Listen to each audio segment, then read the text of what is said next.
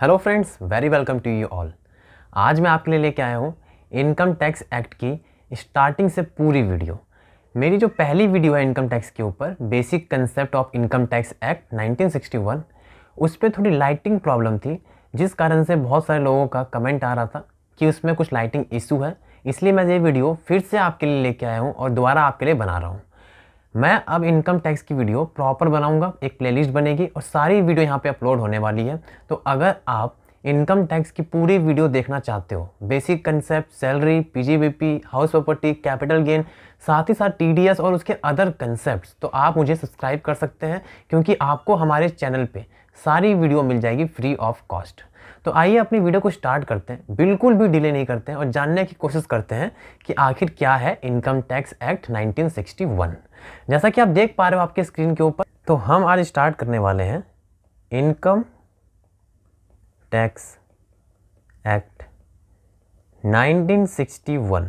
पहले तो आपके लिए यही इम्पॉर्टेंट है कि ये एक्ट कब बनी है। 1961 में 1961 में इस एक्ट को पहली बार बनाया गया और इसको लगाया गया। क्लियर है?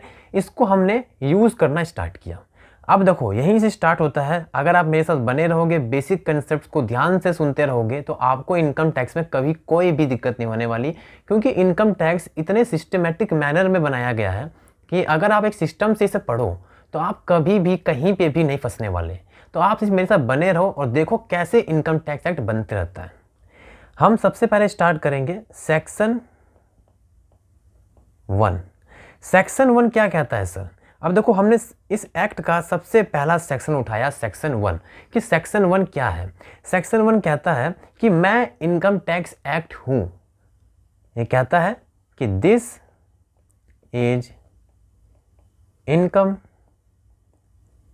Tax act 1961। ये कहता है कि मैं इनकम टैक्स एक्ट 1961 हूं। लेकिन रुको, लेकिन आ गया। लेकिन क्या? Well effect from. लेकिन मैं पहली बार जब यूज़ हुआ वो ईयर था 1962। यहीं से हमारी स्टार्ट होती है बेसिक कंसेप्ट की वीडियो। सेक्शन 1 ही वो सेक्शन है जो पूरे इनकम टैक्स एक्ट को आगे बढ़ाता है। सेक्शन 1 ने कहा कि मैं इनकम टैक्स एक्ट 1961 हूँ, लेकिन पहली बार यूज़ में कब आया? 1962 में। ये कैसे हुआ सर? ये जानने के लिए आपको इस वीडियो को देखना होगा और आखिरी तक देखना होगा, क्योंकि हर सेक्शन के साथ लिंक होते हुए चला जाएगा। तो आइए अपनी वीडियो को स्टार्ट करते हैं। मेरा नाम है आकाश कुमार चौहान और आप मेरे साथ देख रहे हो आपका अपना यूट्यूब चैनल एग्जाम बेल। इसी बात पे keep subscribe my channel and hit the bell icon for getting more updates. अब आता है इंट्रो।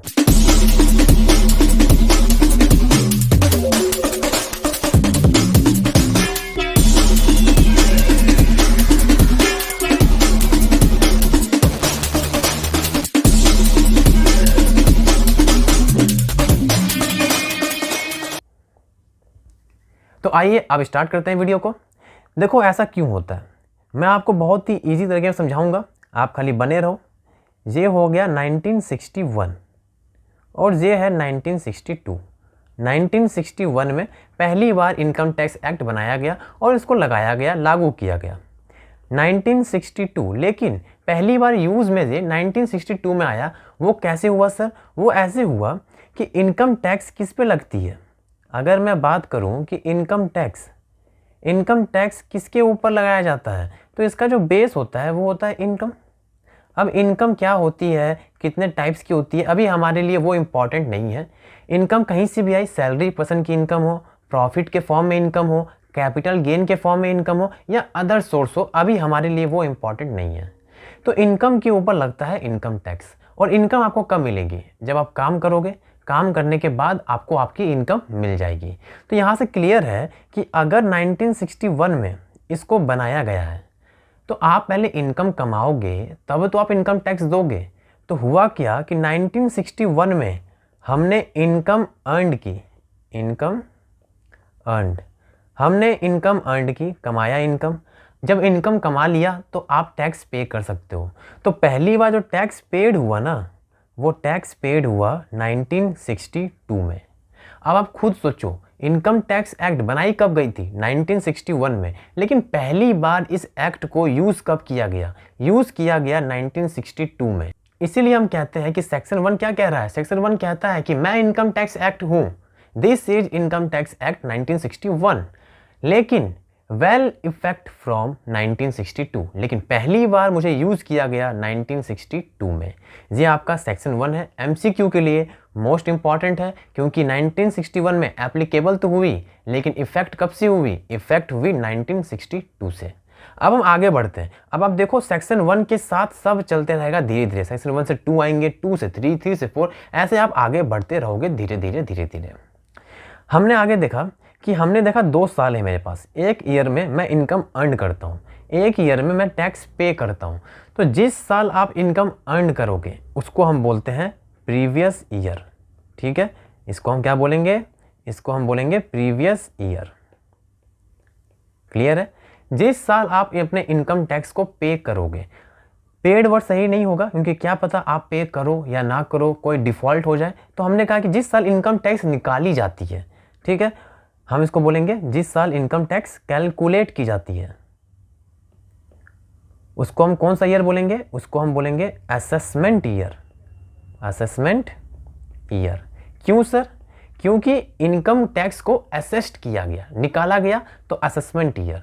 और प्रीवियस ईयर क्या होती है? जिस साल इनकम कमाई गई, पीछे का साल प्रीवियस ईयर। तो इनकम हमेशा पीछे के साल में कमाई जाती है, इनकम टैक्स हमेशा प्रेजेंट ईयर में दिया जाता है, तो हम बोलेंगे असेसमेंट ईयर, जिस साल इनकम को असेस्ड किया गया, इनकम टैक्स को निकाला गया।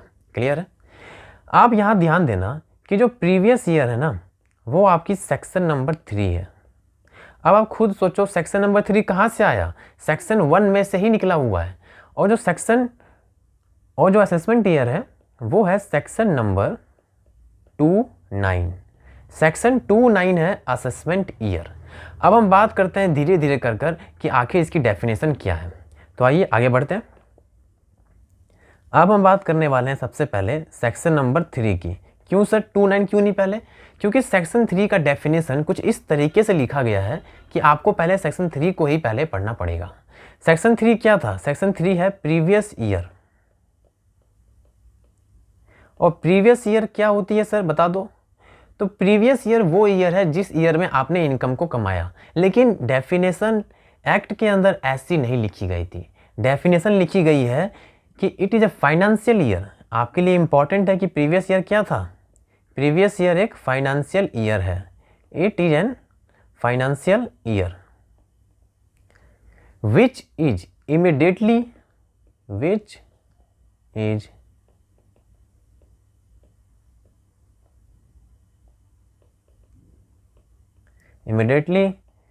preceding the assessment year। अब ये क्या हो गया सर? तो देखो ये क्या कहना चाह रहा है, बहुत ही इजी लैंग्वेज है और ये लैंग्वेज भी आपकी एक्ट की है। ये कहता है कि मैं प्रीवियस ईयर हूँ, लेकिन मैं क्या हूँ? तो डेफिनेशन लिखी गई है इस तरीके से कि मैं फाइनेंशियल ईयर हूँ, मतलब कि 12 मंथ का एक पीरियड हूँ। It is a financial year जो असेसमेंट ईयर से पहले होता है, इमीडिएटली प्रीसीडिंग, जस्ट पीछे। तो जिस साल आप इनकम टैक्स पे करते हो या निकालते हो वो है असेसमेंट ईयर, उसके जस्ट पीछे क्या है? प्रीवियस ईयर, क्योंकि आप ईयर में इनकम कमाओगे और उसका इनकम टैक्स अगले साल पे करोगे। तो जिस साल इनकम टैक्स पे करोगे उसके जस्ट पीछे क्या है? Previous year. मैं आपसे कहूँ कि मेरा घर रोहन के बगल में है, तो रोहन का घर कहाँ है? मेरे बगल में। तो वही सेम बात है कि प्रीवियस ईयर क्या है? तो उसने कहा कि it is a financial year. आपके लिए इंपॉर्टेंट क्या है यार, नोट कर लीजिए आप। It is a financial year MCQ के लिए, which is immediately preceding the assessment year. Assessment year से जस्ट पीछे जो साल है वो है प्रीवियस ईयर। तो सर यहाँ एक वर्ड आ गया असेसमेंट ईयर। अब बता दो क्या होता है असेसमेंट ईयर। तो अब हम बात करते हैं कि क्या है असेसमेंट ईयर। असेसमेंट ईयर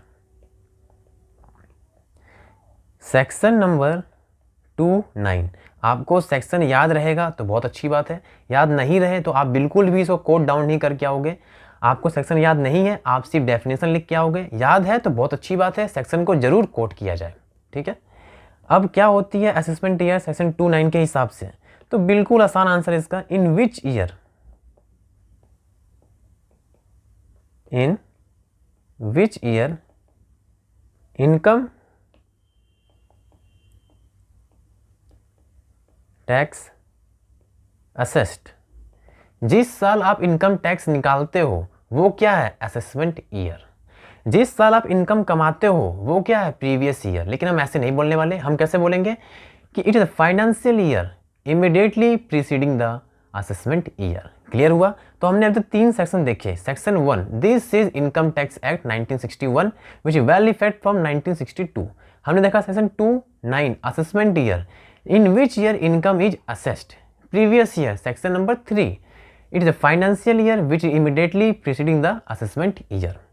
तो इनकम टैक्स एक्ट के अंदर अगर आप कोई भी सम ऑफ मनी पे करते हो, कुछ भी पे करते हो इस एक्ट के अंदर, तो आपका एक नाम रखा गया, वो नाम था एसएससी। और ये आपके लिए इम्पॉर्टेंट है, एग्जाम में 4 नंबर का आपको ये दिखेगा ही दिखेगा। एसएससी कौन आदमी है? एसएससी वो पर्सन है जो इस एक्ट के अंदर कुछ भी सम ऑफ मनी पे करता है। अब देखते हैं क्या है एसएससी। तो इसका जो सेक्शन है पहले कोट किया जाए, सेक्शन नंबर 27। सेक्शन 27 एसएससी को डिफाइन करता है। अब देखो इसकी डेफिनेशन बहुत लंबी चौड़ी है, मैं इसकी डेफिनेशन को पॉइंट में लिखूंगा तब जाके आपको जो याद हो पाएगा, लेकिन आप एग्जाम में इसको पैराग्राफ के फॉर्म में लिख के आओगे। सबसे पहला क्या है? It means a person. देखो एसएससी कौन होगा? एसएससी पर्सन होगा। एसएससी हम में से ही कोई होगा तो पर्सन होगा। It means a person. कैसा पर्सन? By whom any tax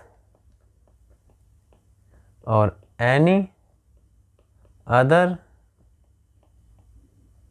some of money is payable under this act. सिर्फ इस एक्ट की बारे में बात हो रही है, अंडर दिस एक्ट। ये कह रहा है कोई भी पर्सन अगर इस एक्ट के अंदर इनकम टैक्स एक्ट 1961 के अंदर टैक्स पे करता है या कोई भी सम ऑफ मनी पे करता है जो इस एक्ट के अंदर फॉल करती है, तो उस टाइम के लिए वो पर्सन क्या कहलाएगा? एसएससी। अभी खत्म नहीं हुआ, हम आगे बढ़ेंगे। It includes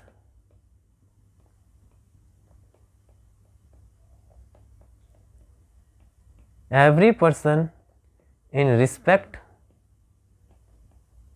of whom any proceeding has been taken under this act।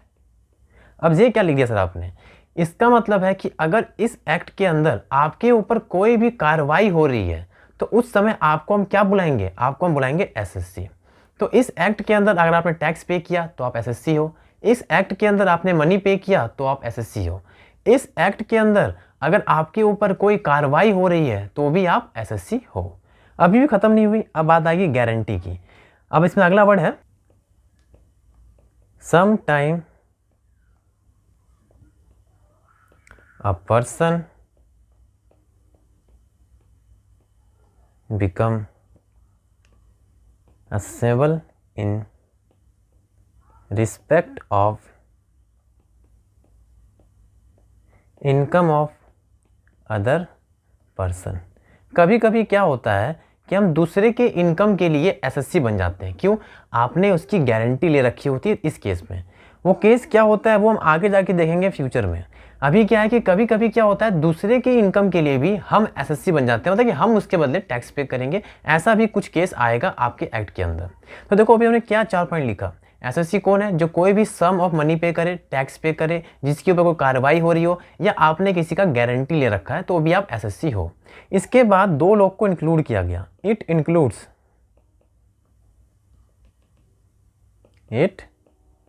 Includes assessee in default and deemed SSC.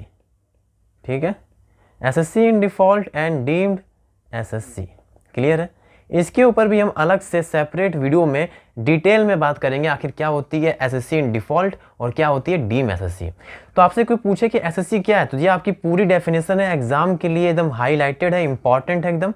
Exam में आपको ये 4 मार्क्स का दिख सकता है। बहुत ही ज़्यादा फ्रीक्वेंसी है इस क्वेश्चन की, कई बार इसको पूछा जाता है। तो what do mean by SSC, तो हम बोलेंगे SSC is a person by whom any tax is paid और any sum of money payable under this act. साथ ही साथ हम बोलेंगे जिसके ऊपर कोई कार्रवाई हो रही हो, तो बोलेंगे any tax proceeding has been taken under this act. फिर हम बोलेंगे कभी कभी हम दूसरे के इनकम के लिए भी पर्सन को इंक्लूड कर लेते हैं। चौथा केस क्या है, it include assessee in default और डीम्ड एसएससी। ये आपकी एसएससी की पूरी डेफिनेशन है, इसको पॉइंट में याद करेंगे तो याद रहेगा, नहीं तो आप इतनी बड़ी डेफिनेशन याद करने में आपको बहुत दिक्कत हो सकती है। 4 पॉइंट याद रखो, टैक्स पे करने वाला एसएससी, मनी पे करने वाला एसएससी, गारंटी लेने वाला एसएससी, टैक्स प्रोसीडिंग होने के लिए अगर किसी के पे हो रहा है तो एसएससी, एसएससी इन डिफॉल्ट और डीम्ड एसएससी को भी इंक्लूड किया गया है। ऐसे हम याद रखेंगे इसको। अब यहाँ पे आपको एक वर्ड दिखा होगा, वो वर्ड है पर्सन। तो पर्सन क्या होती है सर, अब इसके बारे में बता दो, what do you mean by person. अब हम पर्सन के बारे में बात करते हैं कि पर्सन कौन है। तो सेक्शन नंबर 231 पर्सन को डिफाइन करता है कि पर्सन हम किसे कहेंगे। अब देखो ये है इंक्लूसिव डेफिनेशन, हमने इसमें बहुत सारे लोगों को इंक्लूड किया। इट इंक्लूड किनको इंक्लूड किया गया, इंडिविजुअल,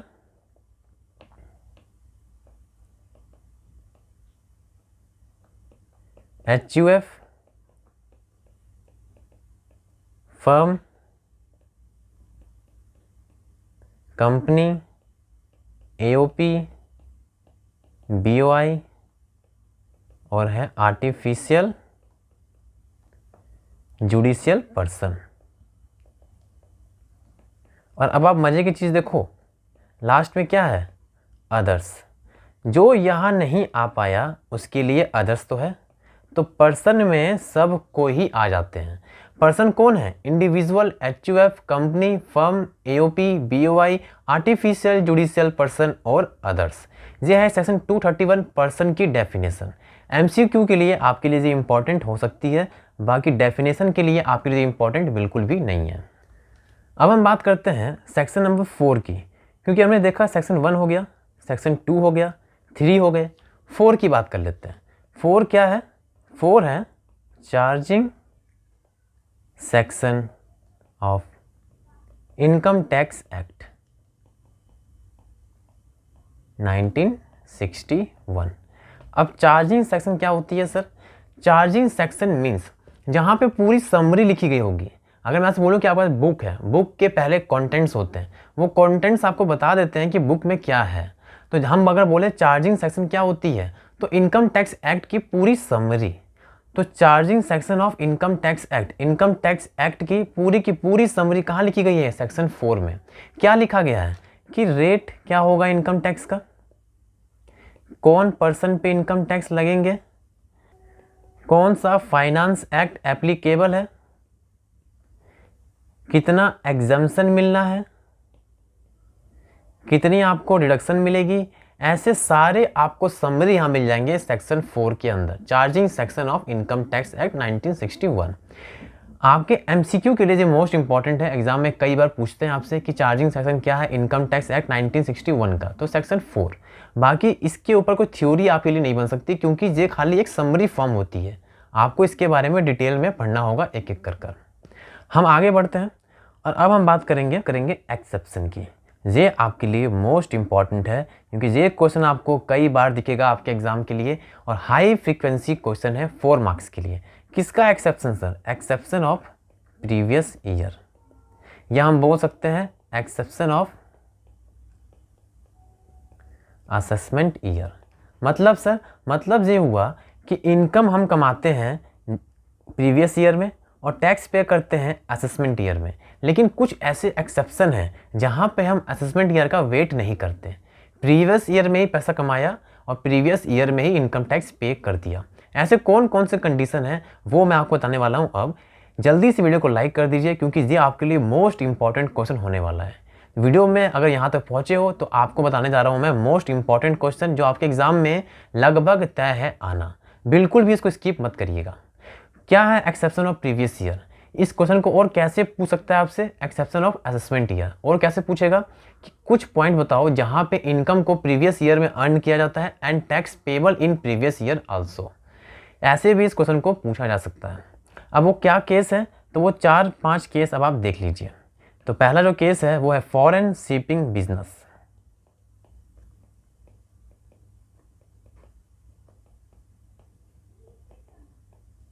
फॉरेन शिपिंग बिजनेस क्यों सर? देखो, फॉरेन से शिप आई, इनकम कमाई, अब वो जा रही है फॉरेन।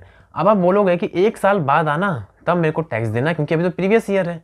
तो हम ऐसा नहीं कर सकते, क्योंकि अगर वो इंडिया की बाउंड्री से बाहर चली गई तो हमारा उसके ऊपर कोई कंट्रोल नहीं होगा। क्या पता वो टैक्स पे करे या ना भी करे। इसलिए हमने कहा कि अगर कोई फॉरेन शिपिंग बिजनेस है तो वो आएगी, इनकम अर्न करेगी, इनकम अर्न करने के बाद पहले टैक्स का सेटलमेंट करेगी, उसके बाद ही यहाँ से जाएगी। तो हमने कहा कि अगर फॉरेन का कोई शिपिंग बिजनेस है तो पहले टैक्स पे करे फिर यहाँ से जाए, क्योंकि हम अपना कंट्रोल खो देंगे अगर उन्होंने इंडियन की बाउंड्री को क्रॉस किया तो। इसलिए हम पहले टैक्स लेते हैं और फिर उन्हें जाने देते हैं। क्लियर है? AOP, BOI form for special purpose.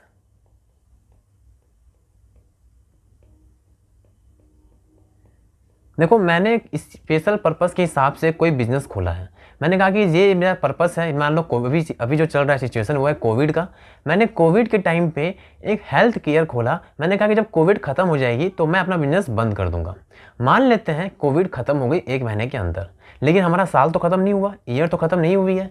तो क्या गवर्नमेंट वेट करेगी, जबकि उसको पता है कि अब मैं आगे इस बिज़नेस से कुछ भी अर्न नहीं करने वाला, क्योंकि ये बिज़नेस टेम्पररी था, स्पेशल पर्पस के लिए था, खुला और वो पर्पस ख़त्म हुआ और बिज़नेस बंद हो गया। जब आपको पता है कि बिज़नेस बंद हो चुका है, इस बिज़नेस से अब कुछ इनकम नहीं आने वाली, तो हम क्यों वेट करेंगे 1 साल तक। तो हमने कहा कि जब ये बिज़नेस बंद होगा आप टैक्स का सेटलमेंट करो और फिर आगे चलते बनो। तो मैंने कहा, तो गवर्नमेंट ने कहा कि आपका जो पर्पस है फुलफिल हो गया, आपने बिजनेस को बंद कर दिया, तो आप असेसमेंट ईयर का वेट ना करें, इनकम टैक्स को अभी पे करें और सेटलमेंट करें। क्लियर है? आगे बात करते हैं। Person living India. अगर कोई आदमी लिविंग इंडिया, वो भी परमानेंटली, ठीक है, टेम्पररी नहीं, permanently.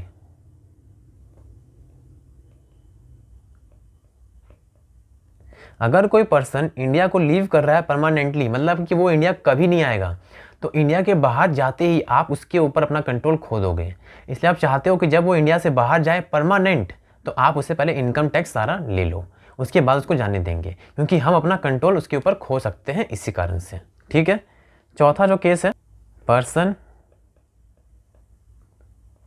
Transfer property to evade of taxation. मतलब टैक्सेशन की चोरी करते हुए पकड़े गए। आप प्रॉपर्टी का ट्रांसफ़र कर रहे हो टैक्स की चोरी करने के लिए और पकड़े गए, तो क्या मैं आपसे ये बोलूँगा कि आप चोरी करते हुए पकड़े गए हो, ठीक है, लेकिन आप टैक्स पे करना असेसमेंट ईयर में? बिल्कुल भी नहीं। अगर आपका इनकम टैक्स बनता है प्रॉपर्टी के ऊपर और आप चोरी करते पकड़े गए, तो आप पेनाल्टी भी पे करोगे अभी, और साथ ही साथ उस प्रॉपर्टी के ऊपर इनकम टैक्स भी पे करोगे अभी के अभी। तो हम कभी भी चोर को मोहलत नहीं देते, चोर को उसी समय सारा अमाउंट पे करने के लिए मजबूर करते हैं। तो वही है person transfer property for the purpose of evade of taxation. अगर आप ट्रांसफर प्रॉपर्टी कर रहे हो चोरी करने के लिए टैक्स की और पकड़े गए, तो आपको उसी समय सारा टैक्स पे करना होगा। क्लियर है?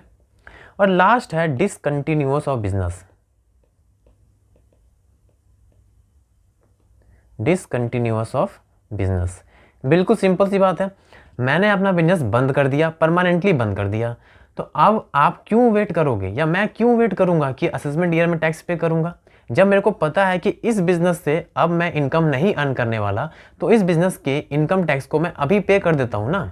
तो गवर्नमेंट भी बोलती है कि आपने जब बिज़नेस को डिसकंटिन्यू कर दिया, ख़त्म कर दिया, तो अपना इनकम टैक्स पे करो और टैक्स की सेटलमेंट करो। क्लियर है?